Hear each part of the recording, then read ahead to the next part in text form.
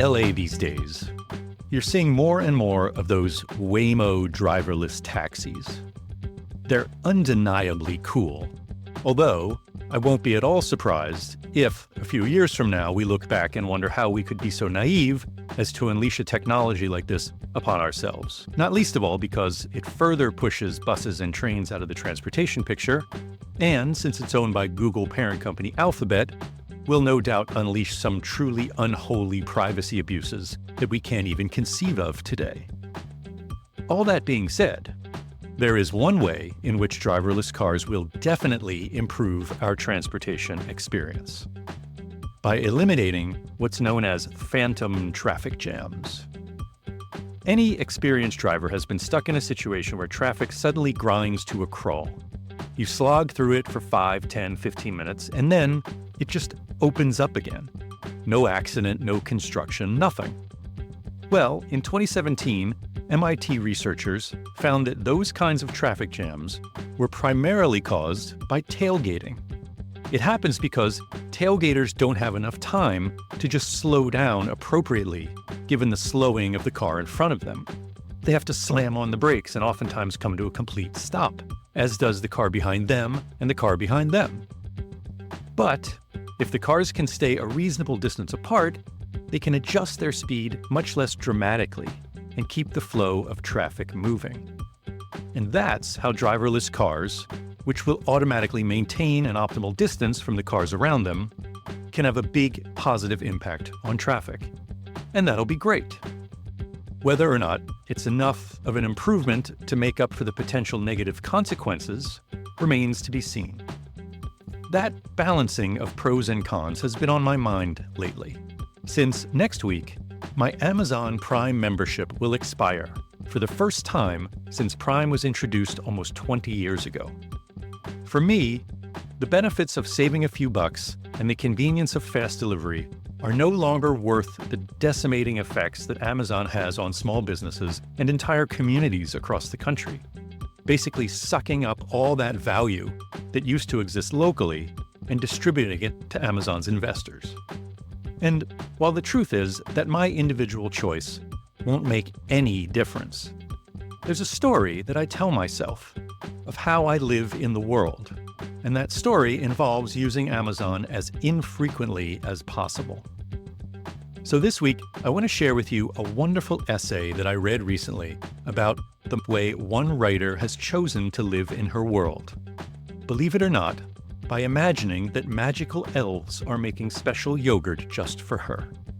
And how we can all, again, believe it or not, benefit from doing the same thing. Stay tuned.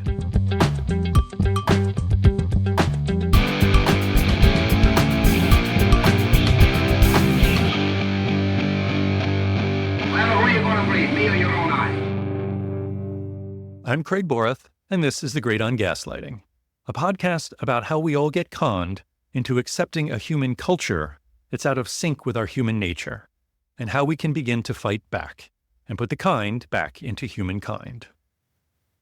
But first, a word about a sponsor. This week's episode of The Great on Gaslighting is not brought to you by Planet Fitness, along with any of the other innumerable companies that make it nearly impossible to cancel your subscription to their product or service. Planet Fitness just happens to be the poster child for this kind of infuriating corporate abuse. So much so that there was an episode of Friends all about how impossible it can be to cancel your gym membership. Of course, it's patently obvious why companies would make it so difficult to quit their subscription services. It's because they make more money that way. Who among us hasn't noticed a charge on their credit card bill and realized it's for some streaming service or other subscription that you signed up for months or years ago, probably for some free or dirt cheap introductory period, and then forgot to cancel? I have. It's difficult to study this kind of thing and figure out just how much money consumers are inadvertently spending. But a 2023 paper published by the National Bureau of Economic Research looked at what happens when you cancel the credit card you were using to pay for those subscriptions. We all know that experience. You cancel a card, and only afterward are you reminded of just how many subscriptions you were using that card to pay for.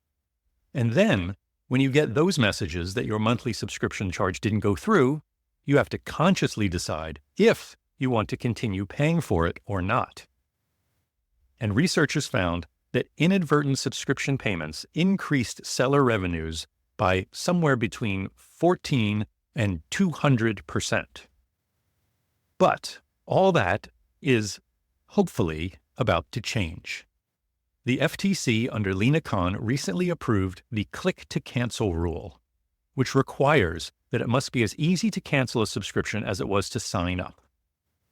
I wasn't able to find any polling on this decision, but I'd have to imagine that most consumers would be pretty happy about it. And of course, corporate interests would be firmly opposed. And this is reflected in the FTC vote, with the 3 liberal members supporting the rule and 2 conservative members opposing it. And I gotta say, the arguments against the rule seem a bit contrived. They're basically using the same argument against this regulation that they use against all regulations, that it will stifle innovation and competition and raise prices for consumers. One argument against the rule claimed that gyms like Planet Fitness, now that they're no longer getting all that money from people who don't use the gyms inadvertently still paying dues, they'll have to raise dues for the members that do actually use the gym. And while that's no doubt true, I'm not sure that we should keep prices low by continuing to rip people off is such a great argument for maintaining the status quo. And this gets at one of my pet peeves about the anti-regulation folks. Look, I get it. Nobody likes costly or time-consuming regulations.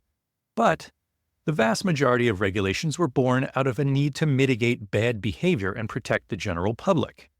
Now, over time, some may have become inefficient and need tweaking, but demanding that the regulation be eliminated altogether is childish and leads to adolescent ideas like, for every new regulation, we need to eliminate one. So, 10 years from now, when some big business lobbyist convinces his bought and paid for politician to eliminate the click-to-cancel rule because it's no longer needed, you can remind them, and yourself, that regulations are like vaccines. Just because there's no polio around doesn't mean you no longer need the polio vaccine. It's because of the vaccine that there's no polio around. Or at least there didn't used to be polio around, but now low vaccine rates have given it a fighting chance at a comeback. Or maybe the actions the FTC is taking these days against consumer abuse and corporate monopolization might actually begin to claw back some of the power the public has ceded to private enterprise over the past 50 years. And maybe buying politicians will become a quaint relic of some past misguided era of predatory capitalism. Hey, we can dream, right?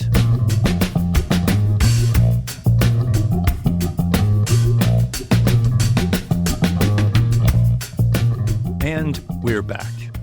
So, I read this wonderful essay last week by Jenny Slate, who you may know as the co-creator and voice of Marcel the Shell with Shoes On.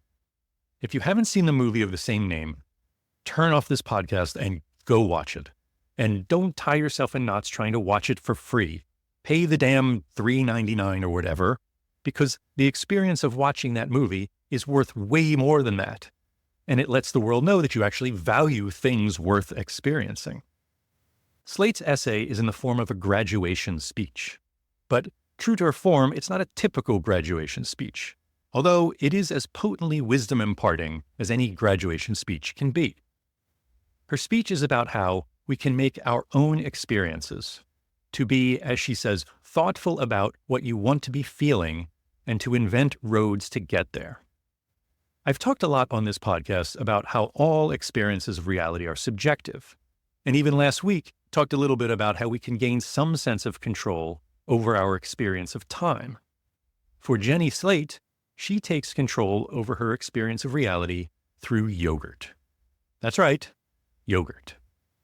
Here's how she experiences something as seemingly mundane as eating yogurt. When I have yogurt, I like to pretend it is a custard prepared for me by a small enclave of elves, like a ceremonial custard made for an honored guest who is visiting from afar. I think about the elves choosing the fruits with which to flavor the custard, and about how the cream for it is poured from a lovely pitcher by the mini hands of an elf. I think of the expert stirring done by an older elf with a wooden spoon that elf got from an even older elf in the family. I see it all from above, the spoon making the circle in the thickening cream and sugar. I like thinking about the elves describing this dish in their cultural books, calling it a very special custard served cold. I say to myself that they have a name for it, like Wanderer's Pudding. And she says, the result of playing these kinds of games within your head is that it can change the truth of how you are in your world. Note that she says in your world, not in the world, because all you really have is your world. So why not make it as enchanting a place as you possibly can? It reminds me of something Frank Zappa once said about his improvisational guitar solos. He said, "You have a piece of time and you get to decorate it." I think that's how we should think of our own personal realities. We get to decorate them. So why not believe, as Slate beckons you to, that you are an honored guest spooning out a ceremonial custard and experiencing the kindnesses of enchanted beings who hope that you are always comfortable. The end result of these little mind games, according to Slate, is empowerment and satisfaction. And you may think, yeah, but she's then just living in a fairy tale world with no connection to reality. And that would be a risk if this type of behavior took over your life. But it's unlikely that it would. What's more likely is that you would take those brief and fleeting senses of empowerment and satisfaction and let them impact your interactions with the realities of other real people in the outside world. The less dependent you are from outside forces to provide those experiences, the more generous and caring you can be toward the outside world, and the more resistant you'll be to the gaslighters of the world. Man, if there's anything that would be kryptonite to a gaslighting Superman or garlic to gaslighting vampires, it would be empowerment and satisfaction.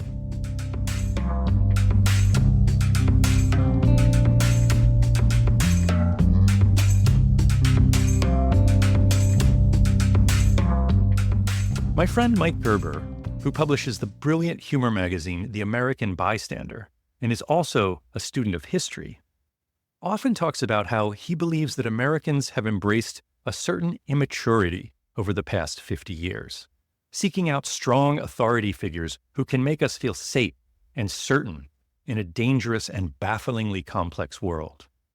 The end result of that is, of course, a dangerous flirtation with authoritarianism. I'm not suggesting that if we all just meditate on the fanciful origins of our morning yogurt, that we'll have one grand kumbaya moment and all of society's ills will fall away. But I'd hope for all of you the same thing Jenny Slate hopes for her fictional audience of college graduates, that you will find one moment in the next 70 or so years to pretend that you are on the receiving end of ceremonial pudding. And that definitely wouldn't hurt. That's it for this week. If you like this episode, please share it with a few friends who you think would also enjoy it. And until next time, be kind to yourself, cut each other some slack, don't tailgate, but do use your damn turn signal.